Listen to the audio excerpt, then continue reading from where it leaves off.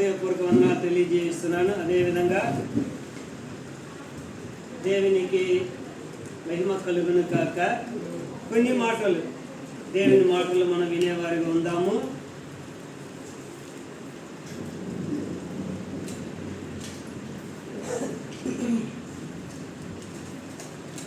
యోహాను సువార్త కొన్ని మాటలు మనం ధ్యానించినట్లయితే,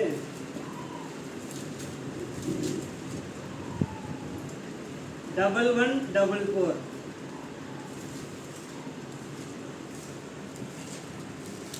అర్థమైందా?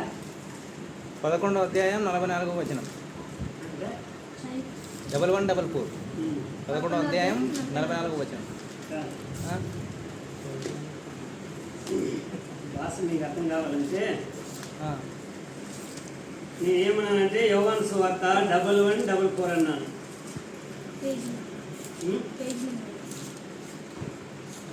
పేజ్ నెంబర్ కావాలా? ఏం చెప్పినారని అర్థం కాలేదని అడుగుతుంది. 96 పేజ్ నెంబరు 96 యోహాను సువార్త 1144 అంటే 14 చదవండి. 14 14 అధ్యాయం 14 వచ్చిన.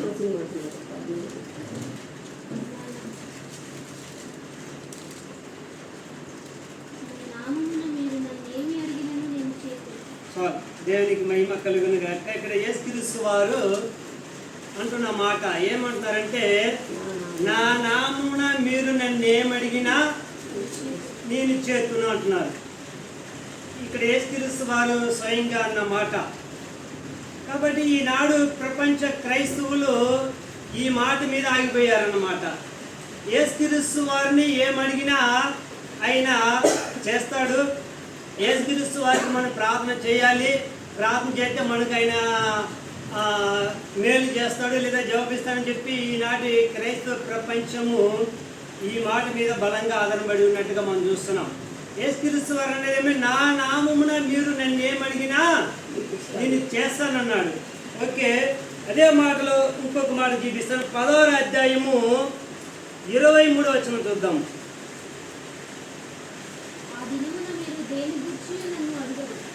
ఆ దినమున దేని గురించి మీరు నన్ను అడగరు. మీరు తండ్రిని నా పేరిట ఏమి అడిగినను ఆయన మీకు అనుగ్రహించునని మీతో నిశ్చయంగా చెప్పుచున్నాను. ఓకే, ఈ రెండు మాటలకు కొద్దిగా మీరు ఆలోచన చేయండి. ఇక్కడ 14 ఏమంటున్నారంటే, నా నామున మీరు నన్ను ఏమడిగినాను నేను చేతును అన్నారు. అదే 10వ అధ్యాయం 23వ వచనం ఏమంటారు, ఆ దినములో ఏమంటారు, ఆ దినమున మీరు దేని గురించి నన్ను అడగరు. ఆ దినములో దేని గురించి మీరు నన్ను అడగరు. మీరు తండ్రిని. ఓకే, ఇప్పుడు 14వ వచనంలో ఏమంటున్నారు, నా నాముల మీరు నన్ను ఏమడిగినా నీ చేతును అన్నారు కదా. మళ్ళీ 16వ అధ్యాయము 23వ వచనం ఏమంటారు, ఆ దినములో నన్ను మీరు ఏమి అడగరు అన్నారు. మరి యేసుక్రీస్తు వారు అన్న మాట ఇది. 14వ అధ్యాయం 14వ వచనంలో నా నాముల మీరు నన్ను ఏమడిగి నేను చేతను అన్నాడు. మరి 14:23 ఏమంటున్నాడంటే, ఆ దినమున మీరు దేని గురించి నన్ను అడగరు. ఈ రెండు వాక్యాలు మీరు మంచిగా గ్రహించే వారిగా ఉండాలి. యేసుక్రీస్తు వారు చెప్పారు. ఈ మాటకు ఆ మాటకు తేడా వ్యత్యాసము మనం చూడాలి. కాబట్టి ప్రియమైన దేవుని బిడ్డలారా, క్రైస్తవులు ఏమైపోయారంటే ఈ 14వ అధ్యాయం 14వ వచనం కూడా ఆగిపోయారన్నమాట. యేసుక్రీస్తు వారికి మనం అడగాలి, యేసుక్రీస్తు వారికి ప్రార్థన చేయాలి, యేసుక్రీస్తు వారికి అన్ని యేసుక్రీస్తు వారి మీద మొత్తం వారు ఆధారం డిపెండ్ అయిపోయారన్నమాట. కానీ ఈ వచనం యొక్క సారం ఏంటి, దీని భావం ఏంటి క్రైస్తవులు గ్రహిస్తలేరు. కాబట్టి ఈ 14వ అధ్యాయము 14వ వచనములో అన్న మాట ఎక్కడంటే, ఆయన శరీరధారిగా ఉన్నప్పుడు అన్న మాట ఇది. అప్పటికి యేసుక్రీస్తు వారు శరీరధారిగా ఉన్నాడు, శిష్యుల మధ్యలో సంచరిస్తున్నాడు. కాబట్టి ఆయన ఏమంటున్నారు, ఇప్పుడు నేను మీతో పాటు ఉన్నాను, మీరు నన్ను ఏమడిగినా నేను మీకు చేస్తాను అని యేసుక్రీస్తు వారు ఇక్కడ అన్నారు. అదే 16:23 ఏమంటున్నారంటే, ఆ దినమున దేని గురించి మీరు నన్ను అడగరు. ఆ రోజు నేను ఉండను, నేనేమైపోతానంటే ఆరోహణమై నేను పరలోకానికి వెళ్ళిపోతాను కనుక ఆ దినములో నేను ఉండును కాబట్టి మీరు నన్ను అడగరు. అప్పుడు ఎవరిని అడగాలి మీరు? నా పేరిట తండ్రిని మీరు అడగాలి అని యేసుక్రీస్తు వారు ఇక్కడ అన్న మాట మనం చూడవచ్చు. కానీ ఈ మాట పట్టుకుని ఈనాడు క్రైస్తవులు ఏమైపోయారంటే యేసుక్రీస్తు వారికే ప్రార్థన చేయాలి, యేసుక్రీస్తు వారిని అడగాలని చాలామంది ఇక్కడ ఆగిపోయినట్టుగా మనం చూస్తున్నాం. కాబట్టి ప్రియమైన దేవుని బిడ్డలారా, మనం ఆలోచన చేయాలి, మనం లేఖనాలను పరిశోధన చేయాలి. అందుకని యేసుక్రీస్తు వారు అన్నాడు, లేఖనాలు మీరు పరిశోధించండి అన్నాడు, అందులో మీకు నిత్య జీవము దొరుకుతుందని యేసుక్రీస్తు వారు స్వయంగా చెప్పారు. లేఖనాలు పరిశోధించాలి. బ్రేకియా సంఘస్థులు కూడా ఉన్నారు, కానీ పౌలు శీలాలు చెప్పినవి అలా ఉన్నావో లేవని ప్రతి దినము లేఖనాలు పరిశోధన చేశారన్న వాళ్ళు. ఈ దినంలో పరిశోధన చేసేవారే లేరు, పరీక్షించేవారే లేరు అనమాట. ఏదో గుడ్డిగా సేవకులు ఏది చెప్పినా గుడ్డిగా నమ్మేయడమే, గుడ్డిగా విని ఇక ఏం చేస్తున్నారు, వాళ్ళు వెళ్ళిపోయేవారిగా ఉన్నట్టుగా మనం చూస్తున్నాం. కాబట్టి లేఖనాలు మనము ఆ సందర్భం మనం చూడాలి, ఆ సందర్భానుసారంగా లేఖనాలు మనం అర్థం చేసుకోవాలి. ఆత్మ చెప్పు సంగతులు ఆత్మ చేతను ఏం చేయాలి, సరి చూసుకోవాలి. లేఖనం చదివిస్తుంది మనకు. కాబట్టి ఇక్కడ ఏంటంటే యేసుక్రీస్తు వారు అన్న సందర్భం ఏంటి అది మనము గుర్తించే వారిగా మనం ఉండాలి. కాబట్టి ఒక్కొక్క మాట యేసుక్రీస్తు వారు అన్నారు. ఒక మాట యేసుక్రీస్తు వారు అన్నమాట ఇవన్నీ మీకు చూపిస్తాను చూడండి. 10వ అధ్యాయం ఒక మాట తీసుకోండి. మార్కు సువార్త 10వ అధ్యాయం.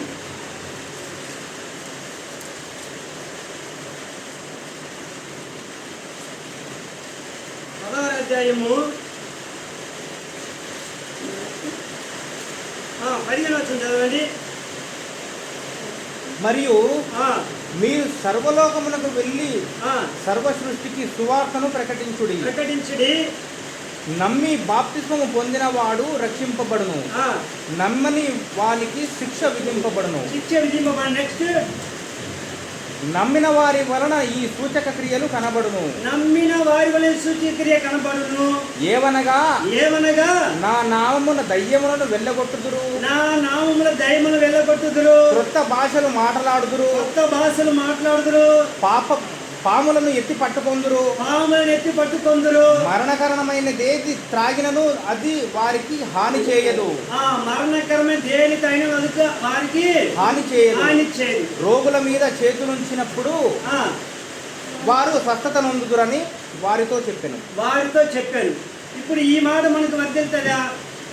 ఈ మాట మనం పనిచేసిన ఒకసారి ఆలోచన చేయండి. ఏమంటారంటే నమ్మిన వారి వల్ల సూచక్రియ కనబడును, నా నామను మీరేం చేస్తారు, పాములను ఎత్తి పట్టుకుందరు అని చెప్తున్నాడు. మరణకరమైనది ఏది తాగినాను వాళ్ళకి హాని కలదు అంటున్నాడు యేసుక్రీస్తు వారు స్వయం చెప్పారు. మరి ఈ మాట ఇప్పుడు మనకు వర్తిల్తుందా? ఇది మనకు అప్లై అవుతుందా? ఆలోచన చేయాలి క్రైస్తవులు. ఈ మాట మీద కదా పట్టుకుని ఏం చేస్తారు తెలుసా? యేసుక్రీస్తు వారు చెప్పారు కదా, పాములను ఎత్తి పట్టుకుంటున్న నాములు అన్నారు కదా అని చెప్పేసి రియల్గా పాములను ఎత్తి పట్టుకునే వారు కూడా క్రైస్తవులు ఉన్నారు. అంత బుద్ధిహీనులుగా ఈ రోజుల భాషలు అంటే సెలమని అవుతున్నారు. చాలా మందికి సందర్భం అర్థం కాలేదు. ఎవరితో చెప్పారు యేసుక్రీస్తు వారు? ఆ దినములో శిశువులతో చెప్పిన మాట. శిశువులకి ఇది అప్లై అవుతుంది. నా నామమును మీరేం చేస్తారు, పాములు ఎత్తి పట్టుకుంటారు, మరణకరమైన దేని తాగినా మీకు ఏమాత్రం అది హాని చేయదు అంటే అది శిశువులు చెప్పారు ఆ మాట.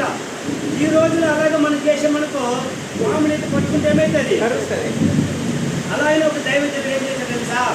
ఈ మాట యేసుక్రీస్తు వారు చెప్పారు కదా, ఈ మాట నేను నమ్ముతున్నాను, ఈ మాట నా గురించి చెప్పాడని చెప్పేసి పాములు ఎత్తి పట్టుకున్నాడు. పాములు ఎత్తి పట్టుకుని ఇలానే ప్రసంగం చేస్తున్నాడు. లేక ప్రసంగం చేస్తుంటే ఒక అరగంట చొప్పున చేసినప్పుడు ఆ పాము ఏం చేసింది తెలుసా? కాటేసింది, కరిచింది. అలాగనే ప్రసంగం చేస్తుంటే కుక్క గులి కింద పడిపోయాడంట సేవకుడు.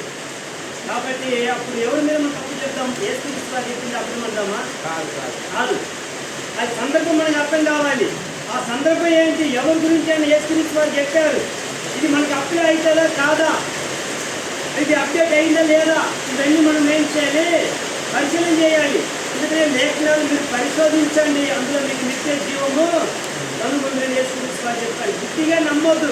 గుడ్డిగా ఏది మనం విని వెళ్ళిపోయేలాగా మనం ఉండకూడదు. అలా ఉన్నదే లేదా, ఆ సందర్భ సార్లు కరెక్టేనా, మనకి ఇది అప్లై అవుతుందా లేదా, ఇవన్నీ కూడా మనము ఆలోచన చేసేవారిగా ఉండాలి. అందుకని యేసుక్రీస్తు వారు అన్నారు, నా నామమున మీరు నన్ను ఏమడిగినా నేను చేస్తున్నా అన్నారు. అది ఎందుకంటే ఆయన శరీరధారిగా ఉన్నప్పుడు, శిష్యుల మధ్యలో ఉన్నప్పుడు, ఇప్పుడు నేను మీ మధ్యలో నేను ఉన్నాను కదా, మీరు నన్ను అడగండి, ఎందుకంటే మీ మధ్యలో నేను ఉన్నాను కాబట్టి మీరు ఏమడిగినా నేను మీకు చేస్తానన్నాడు. 10వ అధ్యాయము 20 వచ్చినప్పటిసరికి ఆ దినమున మీరు దేని గురించి నేను అడగనప్పుడు అప్పటికేమైపోయాక ఆయన ఆరోహణమై పర్లోకాన్ని వెళ్ళిపోయినట్టుగా మనం చూస్తున్నాం. కాబట్టి ఈ సందర్భాలు మనము అర్థం చేసుకుని మనం ఏం చేయాలంటే మనము బైబిల్ చదివేవారిగా ఉండాలి. కాబట్టి ఇక్కడ ఏమంటాడంటే యోహాను సువార్త 16వ అధ్యాయము 20 వచనం చదువుదాము.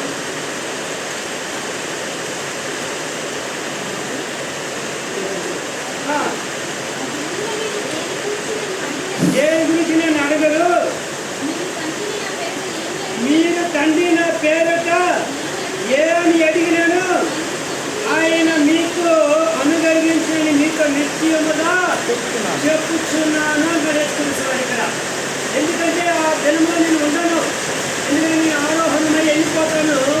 ఆ దినంలో నేను ఉండను కాబట్టి మీరేం తెలియదు, తండ్రి అడగాలి, నా పేరట అడగాలి, నా నామం మీరు ఏమడిగినా తండ్రి మీకు నిశ్చయముగా అది మీకు అనుగ్రహిస్తారని చెప్పి యేసుక్రీస్తు వారు అన్నట్టుగా మనం చూస్తున్నాం. మనం అర్థం చేసుకోవాలి, సందర్భంగా అర్థం చేసుకోవాలి. అందుకనే ఇంకొక మాట్లాడుతున్నాము 15వ అధ్యాయము 10వ వచనం ఒకసారి. మీరు నేను ఏర్పరుచుకునలేదు, మీరు నా పేరు తండ్రిని ఏమి అడుగుతారో అది ఆయన అనుగ్రహించినట్లు మీరు వెళ్ళి ఫలించుటకును మీ ఫలమును నిలిచి ఉండుటకును మీ ఫలం నిలిచి ఉండుటకును నేను మిమ్మల్ని ఏర్పరచుకొని నియమించితిని. యేసుక్రీస్తు వారు అన్న మాట మనకు గుర్తు రావాలి. ఏమంటే మీరు నేను ఏర్పరుచుకునేలేదు, మీరు నన్ను ఏర్పరుచుకునేలేదు కానీ మీరు నా పేరు తండ్రిని ఏమి అడుగుతుందో అది ఆయన మీకు అనుగ్రహించినట్లు. తండ్రి మీరు నా పేరు తండ్రిని ఏమి అడుగుతారో అది మీకు అనుగ్రహింపబడిన యేసుక్రీస్తు వారు ఇక్కడ అన్నట్టుగా మనం చూస్తున్నాం. మొత్తం ఇక్కడ ఆలోచన పెట్టండి, వర్షం అది ఎప్పటికి వస్తూనే ఉంటుంది. ఏమైనా దేవుడి ఏంటంటే యేసుక్రీస్తు వారు ఏమన్నారు, మీరు నా పేరట లేదా నా నామమున మీరు ఏమడిగినా మీరు ఎవరిని అడగాలి, తండ్రిని అడగాలి. తండ్రిని అడిగితే ఆయన ఏం చేస్తాడు, మీకు అనుగ్రహించేవాడిగా ఉన్నట్టుగా యేసుక్రీస్తు వారు మనకి ఇక్కడ చదివించినట్టుగా మనం చూస్తున్నాం. బైబిల్ అంతట్లో కూడా మీరు చదవండి, చూడండి. భక్తులు అంతా కూడా ఎవరికి ప్రార్థన చేసినట్టు మనం చూస్తున్నాము, తండ్రికి ప్రార్థన చేసినట్టుగా ఉంటుంది. చదవండి బైబిల్ మొత్తం మనం చదివినా కూడా శిష్యులు అంతా కూడా జరిగింది, పేతులు కానివ్వండి, యాకోబు కానివ్వండి, పౌలు కానివ్వండి, శిష్యుల బృందం అంతా కూడా తండ్రి అయిన దేవునికే ప్రార్థన చేసినట్టుగా ఉంది. ఎవరి పేరట యేసు నామమున ప్రార్థన, యేసుక్రీస్తు ద్వారా తండ్రికి ప్రార్థన చేసినట్టుగా మనము బైబిల్ ఒక గ్రంథంలో మనం చూడవచ్చు. ఇంకొక మాట చూడండి, ఒకసారి రోమపత్రిక 1వ అధ్యాయము కొన్ని మాటలు నేను చూపించి చూస్తాను. రోమపత్రిక 1వ అధ్యాయము 8వ వచనం చూడండి. మీ విశ్వాసము సర్వలోకమున ప్రచురము చేయబడుతున్నందున సర్వలోకం ప్రసారము చేయబడుతుండటను బట్టి మొదట మీ అందరి నిమిత్తము యేసుక్రీస్తు ద్వారా ఇక్కడ వినాలి, యేసుక్రీస్తు ద్వారా నా దేవునికి కృతజ్ఞతాస్తుతులు చెల్లించుతున్నాను. భక్తుడు మాట ఇది. ఎందుకంటే నేను యేసుక్రీస్తు ద్వారా తండ్రికి కృతజ్ఞతాస్తుతులు చెల్లిస్తున్నాను అని ఇక్కడ పౌలు భక్తుడు మనం చదివించినట్టుగా మనం చూడవచ్చు.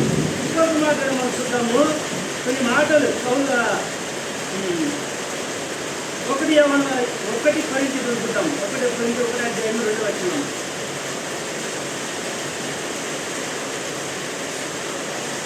1 కొరింథీ 1వ అధ్యాయం 2వ వచనం. కొరింథీలో ఉన్న దేవుని సంఘమునకు క్రీస్తు యేసునందు పరిశుద్ధపరచబడిన వారే పరిశుద్ధపరచబడిన వారై పరిశుద్ధులుగా ఉండుటకు పిలువబడిన వారికి వారికి మనకును ప్రభువుగా ఉన్న మన ప్రభువైన యేసుక్రీస్తు నామమున ప్రతి స్థలములో ప్రార్థించు వారందరికీ శుభమని చెప్పి రాయినది. ఇక్కడ పౌలు భక్తుడు ఏమంటున్నాడంటే యేసుక్రీస్తు నామమున ప్రతి స్థలంలో ప్రార్థన చేయ వారందరికీ శుభమని చెప్పి రాయినది అని అక్కడ పౌలు భక్తుడు అయితే మనకు చెప్తున్నాడు. ఇక్కడ కూడా ఏమంటే యేసుక్రీస్తు నామమున ప్రార్థన చేయ వారందరికీ అంటున్నాడు. యేసుక్రీస్తు వారి నామమున ప్రార్థన చేయాలని ఇంకా ఒక మాటను నేను చూపించి ముగిస్తాను. ఎఫెసీ పత్రిక ఒక మాట చూద్దాము. ఎఫెసీ 3:14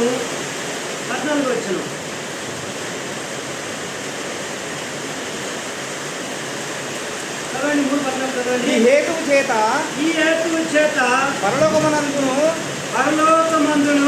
భూమి మీదను ఉన్న ప్రతి కుటుంబము ఏ తండ్రిని బట్టి కుటుంబమని పిలువబడుచున్నదో ఆ తండ్రి ఎదుట నేను మోకాళ్ళు ఊని మీరు అంతరంగ పురుషుని యందు శక్తి కలిగి ఆయన ఆత్మ వలన బలపరచబడినట్లుగాను. చాలు. ఏమంటున్నాడు? తండ్రి ఎదుట నేను మోకాళ్ళు ఊని అంటున్నాడు. మీకు ఏం చెప్తున్నట్టే మనం ప్రార్థన ఎలాగ చేయాలి, ఎవరికి ప్రార్థన చేయాలి అంటే ఇది మీకు తెలిసి ఉండొచ్చు. మరొకసారి నేను గుర్తు చేస్తున్నాను. కాబట్టి ఇక్కడ మనం అంతరంగా చూసినప్పుడు భక్తులు ఎలాగ ప్రార్థన చేశారంటే మొత్తం కూడా తండ్రికి ప్రార్థన చేసినట్టు మనం చూస్తున్నాం. యేసుక్రీస్తు ద్వారా తండ్రికి కృతజ్ఞతాస్తుతులు చెల్లించినట్టుగా మనం చూస్తున్నాం. కాబట్టి ప్రేమికుల యేసుక్రీస్తు వారు కూడా ప్రార్థన నేర్పించమన్నట్టు ఏమన్నట్టు పరలోకమందున్న మా తండ్రి నీ నామం పరిశుద్ధపరచబడును కాక, నీ రాజ్యం వచ్చును కాక, నీ చిత్తం పరలోకానికి నెరవేరిన భూమి మీద నెరవేరును కాక. యేసుక్రీస్తు వారు శిష్యులు నేర్పించిన ప్రార్థన. యేసుక్రీస్తు వారు ఎవరికి ప్రార్థన చేశారు? తండ్రికి చేశారు. శిష్యులు కూడా ఏమీ నేర్పించారంటే మీరు తండ్రికి ప్రార్థన చేయాలి అని యేసుక్రీస్తు వారు కూడా చాలాసార్లు మాట్లాడినట్టుగా మనం చూస్తున్నాం. కాబట్టి ప్రియమైన దేవుని బిడ్డలారా, యేసుక్రీస్తు వారి ద్వారా మనం ప్రార్థన చేయాలి. ఆజ్ఞగా మనం చూద్దాము. ఇంకొక మంచి మాట చూపిస్తాను. ఫిలిప్పీ 4:6 ఒకసారి లక్ష్యం ఒకటి కదా. ఫిలిప్పీ 4:6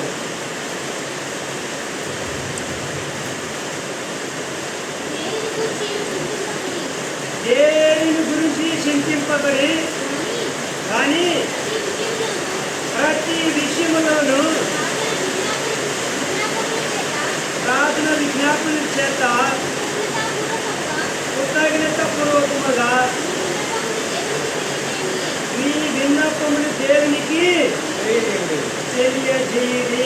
ఇక్కడ మనం చూసినట్టే పౌలు భక్తుడు అంటున్నాడు, మీరు దేవుని గురించి చింతించకూడి మీరు ప్రతి విషయంలో కృతజ్ఞతాపూర్వకంగా మీ విజ్ఞాపనములు ఏం చేయాలి? దేవునికి తెలియచేయాలి. ఇక్కడ మనం వాక్యంలో కష్టంగా మనం చూస్తున్నాం. ఇంకా కింద మాట ఏమంటున్నాడు అక్కడ? అప్పుడు సమస్త జ్ఞానములకు మించిన దేవుని సమాధానము యేసుక్రీస్తులోన మీ హృదయములకును మీ తలంపులకును కావలి ఉండును.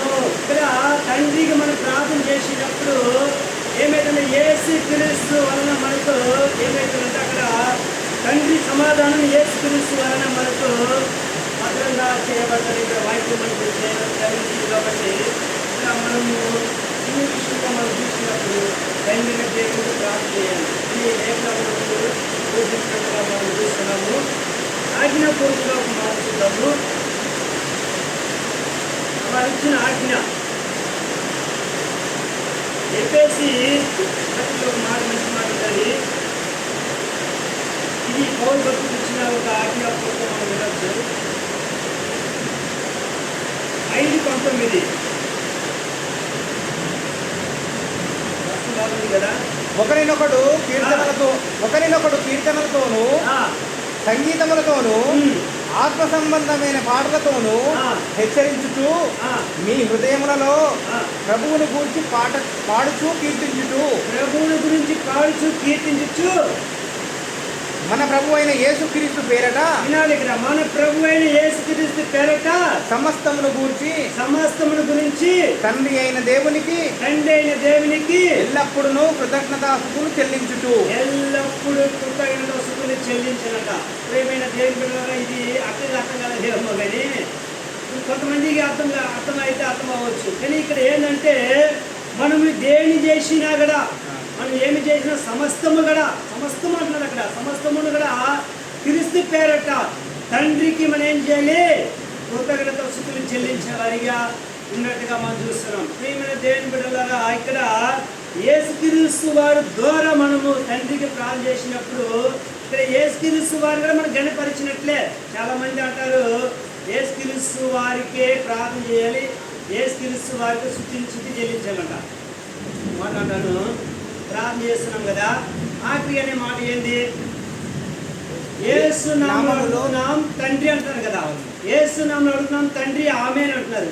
ప్రార్థన ఎవరు చేసినట్టు, తండ్రి చేసినట్టు.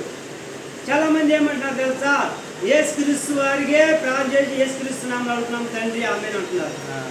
ఆ ప్రార్థనలో ఏమాత్రం అర్థము లేదు. కాబట్టి మనమైనా ఏం చేయాలంటే ఒక మెచ్యూరిటీ కలిగి ఉండాలి, అభివృద్ధి పొందాలి, మనమైనా తెలుసుకోవాలి ఎట్లా ప్రార్థన చేయాలి. యేసుక్రీస్తు వారి నామములో తండ్రికి ప్రార్థన చేయాలి. యేసుక్రీస్తు వారి నామములో ప్రార్థన చేసినట్లయితే యేసుక్రీస్తు వారిని గణపరిచినట్లే. యేసుక్రీస్తు వారిని మాత్రం మనం కించపరిచినట్టు కానే కాదు ఇది. ఎందుకంటే వాక్యం ఒక రూల్, ఇది బైబిల్ యొక్క విధానం ఇది. కాబట్టి ఈ విధానం మనం ప్రార్థన చేసే వారిగా ఉండాలి. ఇంకొక మాట చెప్తున్నటువంటి అపోస్తలులు కూడా కొంతమంది కూడా యేసుక్రీస్తు వారికి ప్రార్థన చేసినట్టుగా ఉంది, లేదని కాదు, కొన్ని వచనాలు ఉన్నాయి. అయినప్పటికీ కూడా ఇక్కడ మనకు ఆజ్ఞ ఇవ్వబడింది ఏంటంటే యేసుక్రీస్తు నామమున తండ్రికి మనం ఏం చేయాలి, ప్రార్థన చేసిన వారిగా మనము ఉండాలి. కాబట్టి అనేక సార్లు అపోస్తలులు చేసినట్టుగా కాదు, కానీ వాళ్ళు ప్రకటించినది మనం పాటించాలి. అర్థమైతేదా? అనేక సార్లు అపోస్తలులు ఏం చేశారంటే, అపోస్తలులు పౌలు ఒకసారి ఏం చేశారంటే సౌరం చేసినట్టుగా చూస్తున్నాం, మొక్కుబడి చెల్లించినట్టుగా తలము సౌరం చేసినట్టుగా మనం చూస్తున్నాం. ఈ రోజులో మనకు అలా చేసుకోవచ్చు అంటారా? పౌలు చేశారు కదా. పౌలు ఏం చేశారు, యూదులు ఆచారం ప్రకారంగా ఆయన ఏం చేశారంటే గడ్డం చేసుకుని తల సౌరమని చేసుకున్నట్టుగా మనం చూస్తున్నాం. ఒకసారి తిమోతికి రోగం వచ్చినప్పుడు పౌలు భక్తి ఏమిటో తెలుసా, నీ రోగం నిమిత్తం నువ్వు ద్రాక్ష రసము తీసుకోమని పౌలు తిమోతికి చెప్పినట్టుగా మనం చూస్తున్నాం. మరి వాళ్ళు చెప్పినట్టుగా మనం కూడా చేయాలి కదా, చేద్దామంటారా? వాళ్ళు చెప్పింది వాళ్ళు చేసింది ముఖ్యమంటారా, వాళ్ళు ప్రకటించింది ముఖ్యమంటారా? వాళ్ళు ప్రకటించిందే మనకు ముఖ్యం. కాబట్టి ప్రియమైన దేవుని బిడ్డలారా, అనేక సార్లు పౌలు భక్తులు కానీ శిష్యులు కానీ కొన్ని చేశారు వాళ్ళు. ఎందుకంటే ఆ సందర్భము, ఆ సిచ్యువేషన్ అలా ఉంది కాబట్టి అలాగే చేయవలసి వచ్చింది. కాబట్టి మనం అలాగే చేయాల్సిన అవసరం లేదు. కాబట్టి మనకి ఏదైతే వాళ్ళు ప్రకటించారో, మనకి ఏదైతే ఆజ్ఞ ఇచ్చారో ఆ ఆజ్ఞ మనం ఫాలో అవ్వాలి. కాబట్టి వాళ్ళు చేసిన దానికంటే వాళ్ళు ప్రకటించిందే మనము ముఖ్యంగా మనం ఫాలో అయ్యే వారిగా మనము ఉండాలి. కాబట్టి ఈ అంశం ఏంటంటే, మనం ప్రార్థన ఈ దినములో క్రైస్తవులు వాక్యం అర్థం చేసుకోకుండా మొత్తం యేసుక్రీస్తు వారే సర్వం అంటున్నారు, యేసుక్రీస్తు వారే ప్రార్థన చేయాలి, యేసుక్రీస్తు వారే అంటున్నారు. కానీ తండ్రి అనే దేవుని వదిలిపెట్టేశారు వాళ్ళు, తండ్రి అనే దేవుని మరుగు చేసుకున్నారు. కాబట్టి అందుకనే ఏమన్నాడు, ఆ యేసుక్రీస్తు వారు ఫస్ట్గా ఒక మాట చెప్పారు, అద్వితీయ సత్య దేవుడైన నిన్నును నువ్వు పంపిన యేసుక్రీస్తుని ఎరుగుటియే నిత్య జీవం. కరెక్ట్గా మనము అర్థం కావాలి. తండ్రి అనే దేవుని గురించి, యేసుక్రీస్తు వారి గురించి, పరిశుద్ధాత్మ గురించి, ఈ ముగ్గురు యొక్క క్యారెక్టర్ వ్యక్తి గురించి మనకు స్పష్టంగా అర్థం కావాలి. ఈయన వదిలిపెట్టినా మనకు ప్రమాదమే, ఆయన వదిలిపెట్టినా ప్రమాదమే. కాబట్టి మనము బైబిల్ రూల్ ఇది, బైబిల్ విధానం ఇది. మనం ఎలాగ ప్రార్థన చేయాలంటే యేసుక్రీస్తు ద్వారా తండ్రికి మనము ప్రార్థన చేయాలి. అదే మనకు ఆజ్ఞాపూర్వకంగా మనకి ఇవ్వబడింది. అదే మన శిష్యులు కానివ్వండి, అపోస్తలులు కానివ్వండి చేసినట్టుగా మనం చూస్తున్నాం. అదే మనకు ఆజ్ఞాపూర్వకంగా మనకు ఇవ్వబడినట్టుగా మనం చూస్తున్నాం. కాబట్టి ప్రియమైన దేవుని బిడ్డలారా, ఇవన్నీ మనము ఆలోచన చేసి ప్రార్థనము ఏ విధంగా మనం చేయాలో మనకు అర్థము అవ్వాల్సింది ఉంది. కాబట్టి అనేక సార్లు మనము అయోమయంగా ఉండకూడదు. చాలామంది ఏమంటున్నారు, యేసుక్రీస్తు వారిని మీరు ఘనపరచలేరు, యేసుక్రీస్తు వారంటే మీరు అసలు లెక్కలు లేదని చెప్పి చాలామంది అంటున్నారు. కానీ యేసుక్రీస్తు వారిని కూడా మనము ఘనపరుస్తున్నాము. ఆయనకి ఇవ్వాల్సిన ఘనత ఆయనకి ఇస్తున్నాము, తండ్రికి ఇవ్వాల్సిన ఘనత తండ్రికి ఇస్తున్నాం. కాబట్టి ఇంకొకసారి అంటున్నాను, యేసుక్రీస్తు నామమున నువ్వు తండ్రికి ప్రార్థన చేస్తున్నావు అంటే ఇందులో యేసుక్రీస్తు వారిని ఘనపరిచినట్లే, తండ్రిని ఘనపరిచినట్లే. కాబట్టి ఇది బైబిల్ ఒక వే లేదా బైబిల్ ఒక రూటు లేదా ఒక ఆజ్ఞ మనకు ఎలాగైతే ఉందో అలాగ మనం ముందుకు సాగితే మనకు మార్గము కరెక్ట్గా మనకు ఉంటుంది. కాబట్టి అందుకనే అనేక సార్లు యేసుక్రీస్తు వారు అన్నారు, నేనే మార్గము, నేనే సత్యము, జీవం అన్నారు. గమ్యము తండ్రి. ఈయన గమ్యము, ఈయన మార్గము అన్ని ఈయన అనుకునే కుదరదు. కాబట్టి ఈయన మార్గము, ఆయన గమ్యం. మార్గము గుండెనే మనం ఏం చేయాలి, గమ్యం చేరాలి.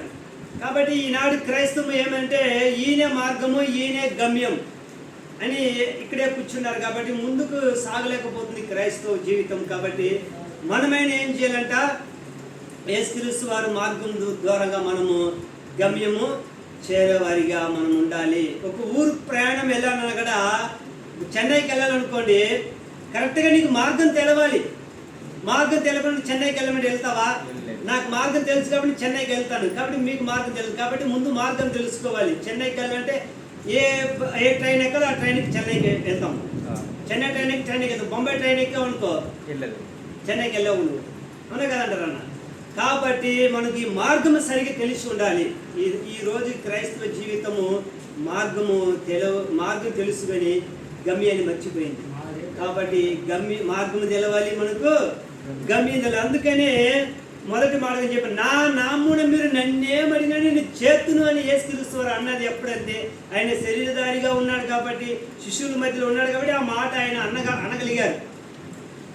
మళ్ళీ తర్వాత ఏమంటున్నాడు, ఆ దినమున దేని గురించి మీరు నన్ను అడగరు అన్నారు. అప్పుడు ఆయన లేడు, ఆయన ఆరోహణమై ఏమైపోయాడు, తండ్రి దగ్గరికి వెళ్ళిపోయాడు. ఇప్పుడు మీరేం చేయాలి, నా పేరు మీరు తండ్రిని అడగాలి. ఇంకా నన్ను అడగాల్సిన అవసరం లేదు. మీరేం చేయాలి, ఇక నా పేరు మీరు తండ్రిని అడిగినప్పుడు ఆ తండ్రి ఏం చేస్తాడు, మీకు అది అనుగ్రహిస్తాడని చెప్పి స్పష్టంగా యేసుక్రీస్తు వారు మనకు నేర్పించిన ఒక బోధ. కాబట్టి ఈ బోధలో మనము సాగినప్పుడు మనము పరలోకానికి చేరగలమని చెప్పి కొన్ని మాటలు మీ వినికుల్లో దేవుడు దీవించిన కాక ఈ మాటల గురించి ప్రార్థన చేసుకుందాము. పరిశుద్ధుడా, ప్రేమ గల తండ్రి, సజీవుడా, సర్వాధికారి తండ్రి, నాయన మా ప్రార్థన జీవితం ప్రభా దినములో నాయన అయోమయంగా ఉంటున్న క్రైస్తవులు తండ్రి, ప్రార్థనము నాయన క్రీస్తు ద్వారా తండ్రికి ప్రార్థన చేయాలని లేఖనాలు నాయన మాకు తెలియజేస్తుండగా అపోస్తలులు కూడా నాయన అయా క్రీస్తు యేసు ద్వారానే తండ్రికి కృతజ్ఞత స్తుతులు చెల్లించినట్టుగా మేము చూస్తున్నాం. తండ్రి, ఇది బైబిల్ ఒక నాయన అయా తండ్రి స్తోత్రాలు నాయన అయా ఆజ్ఞ కాబట్టి నాయన ఈ ఆజ్ఞలో మేము కూడా ప్రభా అయా పాలవుటకు మాకు కృప చూపించమని నాయన ఈ కొన్ని మాటలు నాయన మా వినికుల్లో మేము గ్రహించి ప్రభా ఎలాగ ప్రార్థన చేయాలో నాయన నేర్చుకుని ప్రభా ఈ మొదటి మెట్టులో నాయన మేము విఫలము కాకుండా తండ్రి మేము సాగిపోవడానికి మాకు సహాయం చేయమని తండ్రి అనేక బిడ్డలు కూడా సత్యాన్ని గ్రహించుటకు ప్రభా మీరు కృప చూపించి మేము తెచ్చుకోమని ఈ ప్రార్థనకి సమర్పించి వినయంతో అడిగి వేడుకుంటున్నాను మా పరమ తండ్రి. ఆమేన్. యేసు రక్తమే జయం, శిలువ రక్తం జయం, యేసు నామమునకు సంపూర్ణ జయం కలుగును కాక. ఆమేన్.